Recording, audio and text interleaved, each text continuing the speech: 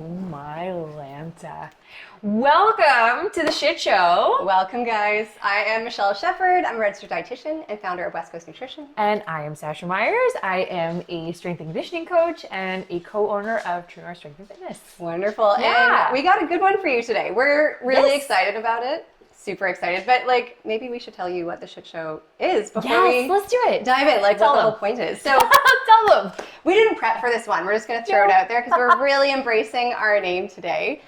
But this is where we take the practical advice and the research and the evidence to make living healthy, eating well, being fit easier in real life with all the messy parts that go with it.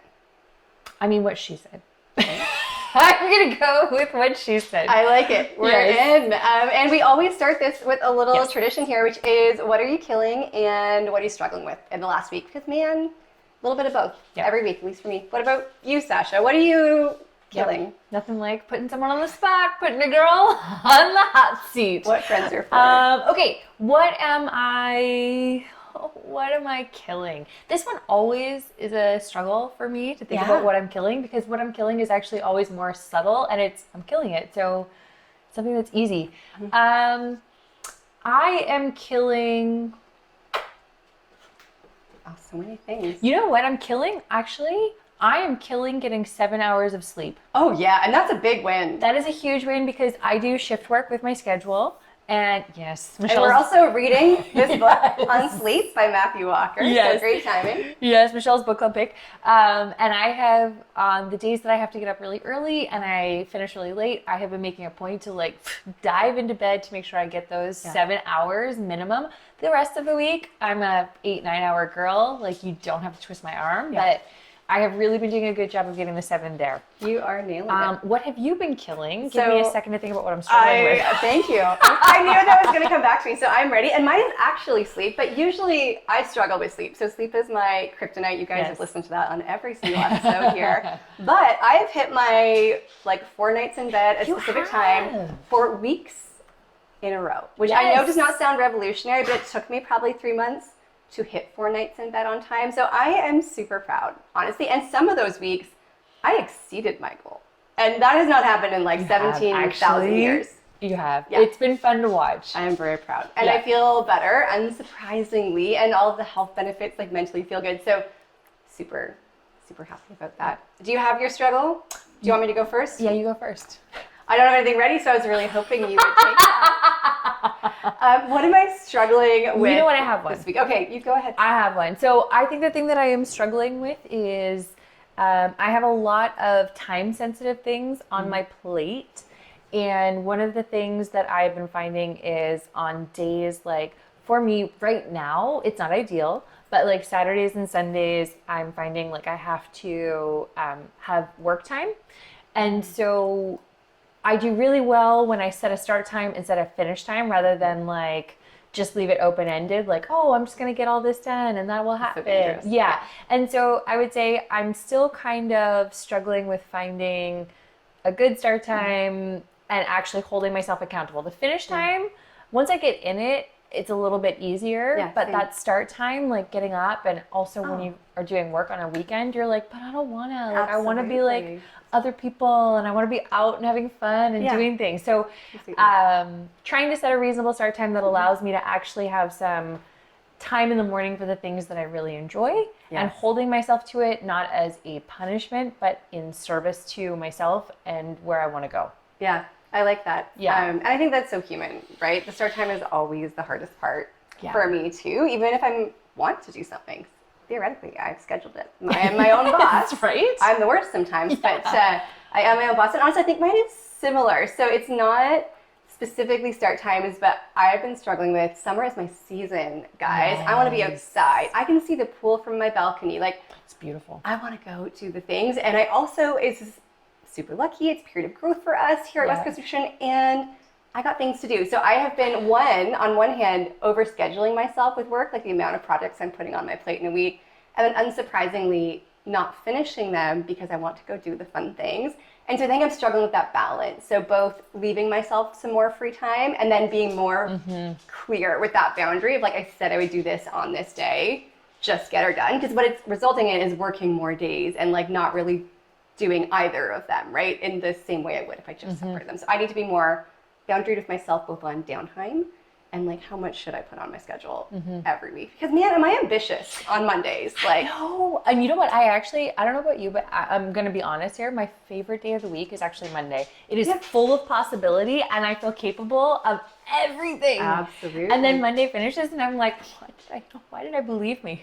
Why did I believe me at the start of the day? I am not this week. No. Like Monday morning, Michelle, man, like she could conquer Kilimanjaro. Like, I just feel so hopeful. I love Mondays for that reason. I love them. So we need to spread our hope out a little bit more before is what I'm hearing. Like reserve some, not for Monday, for later in the week. Yeah. But I love that. So we're kind of like on the same track. And then this week we have a really just like tactical one for you that I'm super excited. So like, what do you do when the things that make you feel better, make you more energetic, make you healthier, like help with weight, fitness, all that stuff, you know you should do them and you feel good when you do them, but you just don't want to. So like, I really didn't want to do a workout last week with all of my being. Like Sash had a day with like meal prep where she was like, oh, like on time.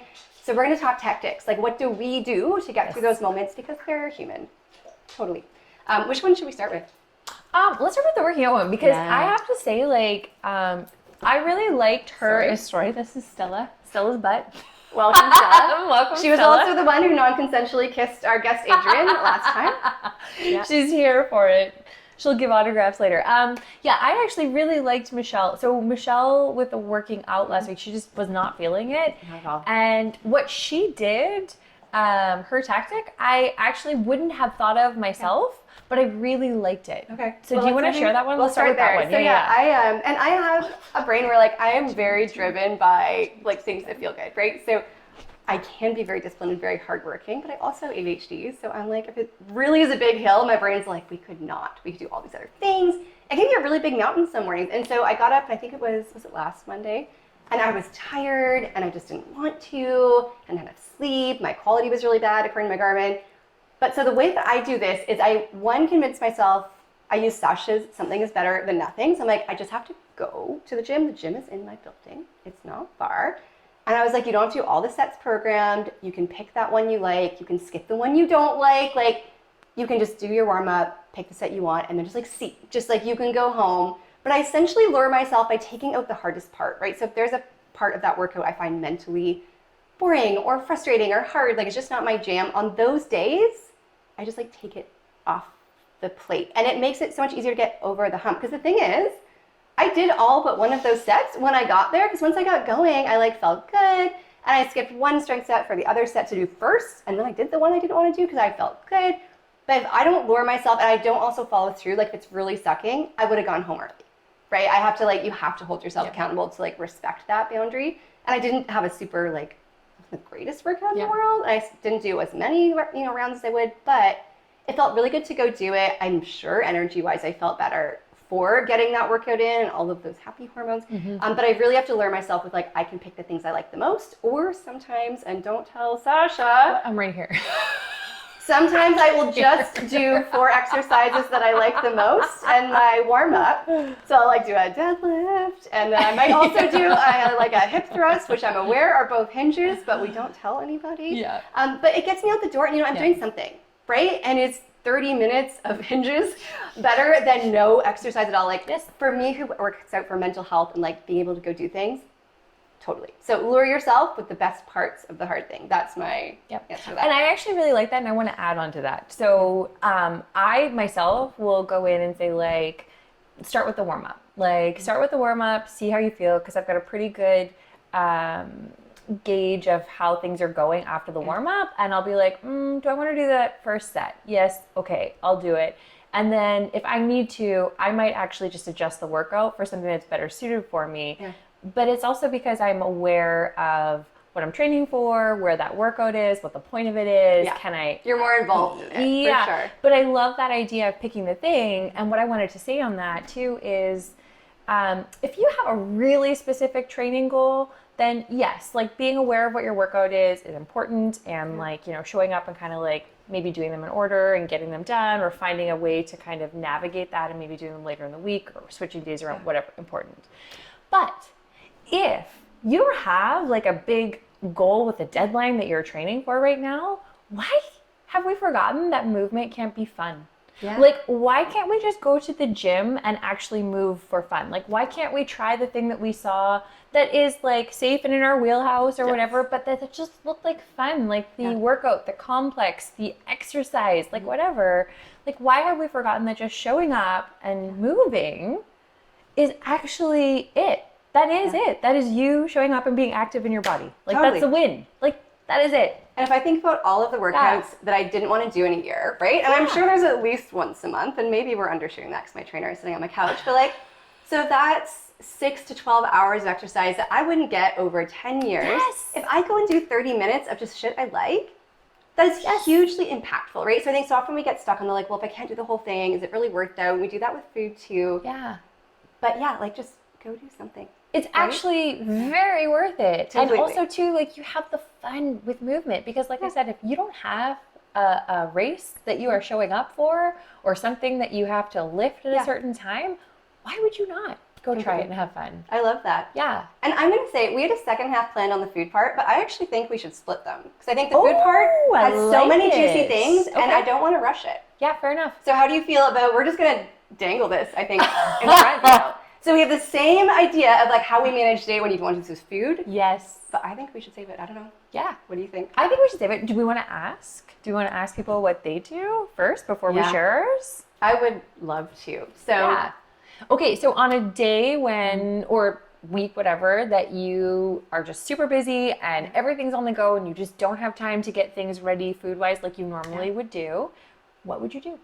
yeah, let us know. Yeah. And then we'll tell you what we do. Absolutely. So Yeah. thank you for this. We so appreciate you joining these, letting us know what you like, and we get so much feedback on these, which we love because this is just us being real humans and also sharing what we do with clients so that you can enjoy it and benefit from it too. But we really do love hearing from you. So please let us know what you do. Let us know what you want to hear. If there's like guests you want us to have on or experts of any kind, we don't know everything, and that's why we're here to help.